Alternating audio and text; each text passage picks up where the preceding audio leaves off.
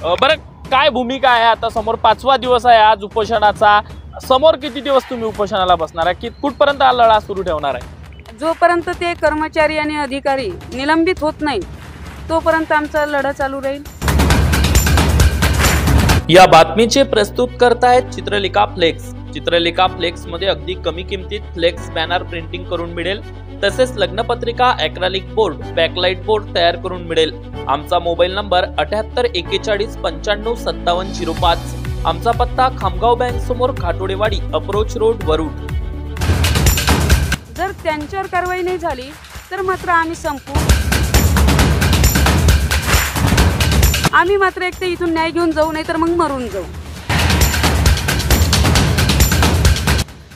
बरं, निलंबनाची कारवाई ही फार वेगळ्या प्रोसेसिंगची असते आणि त्याला फार दिवस लागू शकते। तोपर्यंत तुम्ही हा लढा सुरू ठेवणार आहे? बिलकुल। आम्ही 21 दिवसापर्यंत माणूस मरत नाही। आम्हाला 5च दिवस झाले, अजून 16 दिवस शिल्लक आहे। त्यांनी करावं कारवाई काय।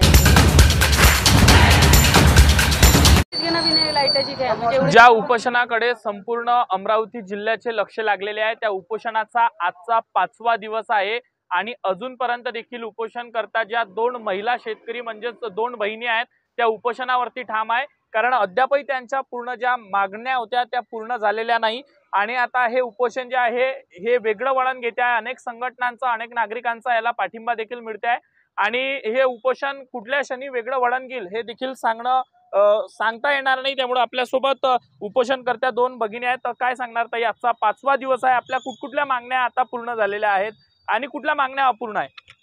माझ्या कोणत्याच मागण्या पूर्ण झालेल्या नाही, कारण मला काही भेटलेलंच नाही ना। आम्ही आमच्या मागणीवर ठाम आहे। तुम्हाला जे तुमचे नुकसान भरपाईचे पैसे होते ते मिळाले आहे का? आम्ही इथंच आहोत ना, आम्हाला कोणी चेक दिलेला नाही, आम्हाला माहितीच नाही काही, आम्हाला सांगितलंही नाही ना कोणी काही, कर्मचाऱ्यांनी नाही सांगितलं आम्हाला। तुमच्या बँक खात्यामध्ये वगैरे? आता आम्ही इथंच आहो ना, बँक चेक करायला गेलोच नाही। बरं, काय भूमिका आहे आता? समोर 5वा दिवस आहे आज उपोषणाचा। समोर किती दिवस तुम्ही उपोषणाला बसणार आहे? की कुठपर्यंत हा लढा सुरू ठेवणार आहे? जोपर्यंत ते कर्मचारी आणि अधिकारी निलंबित होत नाही तोपर्यंत आमचा लढा चालू राहील। जर त्यांच्यावर कारवाई नाही झाली तर मात्र आम्ही संपू, कारण आमच्या स्त्री जातीचा त्यांनी भरपूर अपमान केलेला आहे आणि स्त्री शेतकरी महिलांचा अपमान केलेला आहे। म्हणजे याच्यापुढे भविष्यात कोणी स्त्री महिला शेतकरी होणार नाही, कोणी उपोषणालाही बसणार नाही, न्यायाविरुद्धही लढणार नाही। आम्ही मात्र एक तर इथून न्याय घेऊन जाऊ, नाही तर मग मरून जाऊ। बरं, निलंबनाची कारवाई ही फार वेगळ्या प्रोसेसिंगची असते आणि त्याला फार दिवस लागू शकते। तोपर्यंत तुम्ही हा लढा सुरू ठेवणार आहे? बिलकुल। आम्ही 21 दिवसापर्यंत माणूस मरत नाही, आम्हाला 5च दिवस झाले, अजून 16 दिवस शिल्लक आहे। त्यांनी करावं कारवाई काय आहे तर। कोणी मध्यस्थी करण्याचा प्रयत्न केला, मध्यस्थी करून उपोषण मागे घेण्याची विनंती तुम्हाला तुमच्याच काही मंडळींनी केली तर उपोषण मागे घेणार आहे? नाही, आम्हाला न्याय लागेल, आम्ही न्यायासाठी बसलेलो आहोत।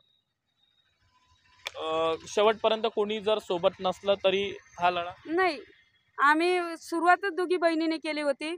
जर सगळे सोडूनही गेले, पेंडॉलही सोडून गेला तरी आम्ही दोघी बसू, एकतर न्याय नाहीतर आम्ही जीवन संपू।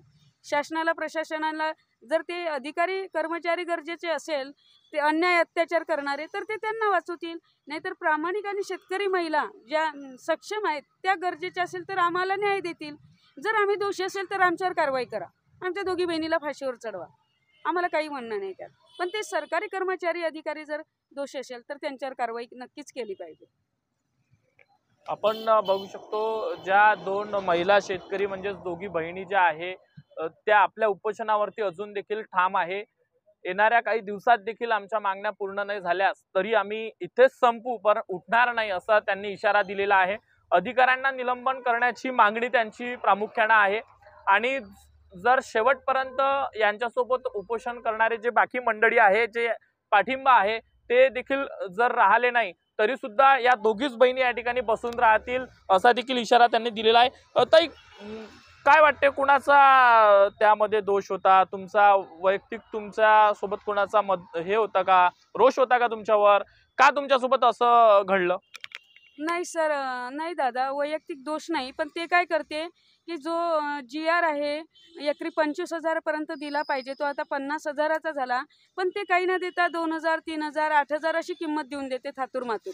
पण आमच्याकडे आणि कृषी सहाय्यक सोबत नेत नाही, तलाठी सोबत नेत नाही, जे त्यांची त्रिस्तरीय समिती आहे ती ते सोबत ठेवत नाही, फक्त वनरक्षक आणि वनमजूर नेते आणि मग घरच्या घरी ते काय लिहितात माहीत नाही। पण आमच्याकडे कृषी सहाय्यक वगैरे आले, ते 2 वनपाल मजूर वनरक्षक आले, आम्ही होतो आणि ते सर्वांच्या सहमतीने आमच्या नाही ते आमचे पंचनामे निघाले. ती रक्कम जास्त किमतीची आहे म्हणून त्यांनी यांना इतकी रक्कम द्यायची का, यांना दिली तर सर्वांना द्यावं लागेल आणि ह्याच कोण लागून गेल्या मोठ्या सरकार असं तसं त्यांचं असते आणि मग त्यांनी ते खोटे पंचनामे केले. आमच्याशी वैयक्तिक कुणाची दुश्मनी नाही. बरं, डॉक्टरांनी तुम्हाला सलाईन घेण्याचा सल्ला दिलेला आहे, तुम्ही सलाईन आतापर्यंत घेतलेली नाही, तुमच्या प्रकृतीमध्ये बिघाड झाली? हो, ते होणारच ना. म्हणजे 5 दिवस सलग तर तुम्ही सलाईन का नाही घेत? नाही सर, आम्ही मरू पण उपचार नाही घेऊ. हे देखील एक ठाम निर्णय. मरू पण उपचार नाही घेणार. बघू शकतो, आम्ही आधीच तुम्हाला सांगितलं होतं की हे जे उपोषण आहे हे वेगळं वळण घेऊ शकते, कारण या ज्या दोघी महिला शेतकरी ज्या बहिणी आहेत त्या आपल्या उपोषणावरती अजून देखील ठाम आहे. ज्या त्यांच्या प्रामुख्याने मागण्या आहेत, जे अधिकारी जे निलंबित करण्याची त्यांची मागणी आहे ती अद्यापही पूर्ण झालेली नाही. त्याच्यामुळे शेवटच्या क्षणापर्यंत म्हणजे जीव सुद्धा देऊन टाकू अशी भूमिका त्यांची आहे, मात्र या ठिकाणाहून उठणार नाही. आणि खरं तर डॉक्टरांनी त्यांना सलाईनचा सल्ला देखील दिलेला आहे, त्यांच्या प्रकृतीमध्ये बिघाड होत आहे, मात्र तरी सुद्धा सलाईन घेण्यास देखील नकार या दोघी बहिणी करते आहे. आपल्यासोबत काही या ठिकाणी सामाजिक कार्यकर्ते आहेत, तर डॉक्टर नीलकंठजी यावलकर साहेब आपल्यासोबत आहेत. काय सांगणार साहेब, आपण या उपोषणास्थळी मागील 5 दिवसांपासून आहात, काय आपली प्रशासनाला मागणी आहे? यांनी फक्त 3च मागण्या केल्या आहेत. एक तर जे काही नुकसान भरपाई नियमानुसार द्यायला पाहिजे ती द्यावी. दुसरं आहे की जो कोणी दोषी असेल, त्यांनी अमुक माणसाला तुम्ही दोषी ठरवा असं म्हटलेलं नाही, तर जो कोणी दोषी असेल, ज्याने कोणी खोडतोड केली असेल, ज्याने कोणी काही कमी सुरू केली असेल कामात, त्या माणसाला तुम्ही सस्पेंड ऑर्डर द्यायला पाहिजे. मग त्याच्या पुढं काय होईल ते होईल, पण आज तर सस्पेंड ऑर्डर द्यायला पाहिजे होती, तर ती त्यांनी दिली नाही.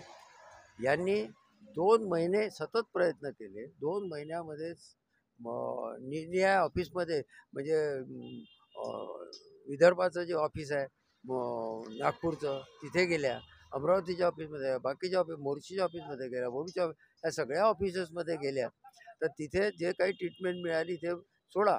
पण आता सगळं झालं तर आता त्यांनी सस्पेंडची ऑर्डर काढायला पाहिजे होती. तर त्यांनी काल असं उत्तर दिलं की आजच्या तारखेत 5 वाजता आम्ही तुम्हाला कळवतो. आज 5 नाही, आता किती वाजले? 8 वाजत आहे. अजूनपर्यंत त्यांचं कुठलंही उत्तर आलेलं नाही. नंबर 2. नंबर 3 म्हणजे आता 2 महिने फिरल्या, ऑफिसेसमध्ये गेल्या. हे तर यांनी काही वैयक्तिकसाठी केलेलं नाही, सगळ्या लोकांचा, शेतकऱ्यांना जो अन्याय होतो आहे त्याच्यासाठी त्या फिरल्या. मग त्यांचा खर्चाचा जो बोजा आहे तो खर्च जवळ अदमासे 60,000 रुपये खर्च आला असेल, तर तो त्यांनी सरकारने द्यायला पाहिजे.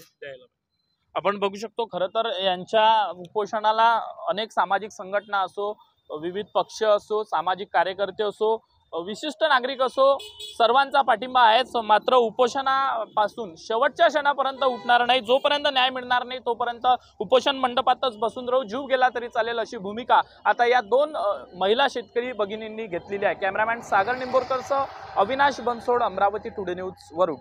आता वरुड मोर्शी तालुक्यातील प्रत्येक अपडेट सर्वात आधी तुमच्या मोबाईलवर पाहण्यासाठी आजच आमच्या अमरावती टुडे न्यूज या YouTube चॅनलला सबस्क्राईब करा आणि प्रत्येक न्यूज तुमच्या व्हॉट्सअपवर सर्वात आधी बघण्यासाठी आमच्या 93 73 34 73 84 या व्हॉट्सअप क्रमांकावर मेसेज करा आणि ग्रुपला जॉईन होऊन प्रत्येक अपडेट सर्वात आधी मिळवा. वरुड तालुक्यातील प्रत्येक न्यूज शॉर्ट स्वरूपात बघण्यासाठी आमच्या वरुड टुडे न्यूज या Instagram पेजला आजच फॉलो करा आणि रोज अपडेट रहा.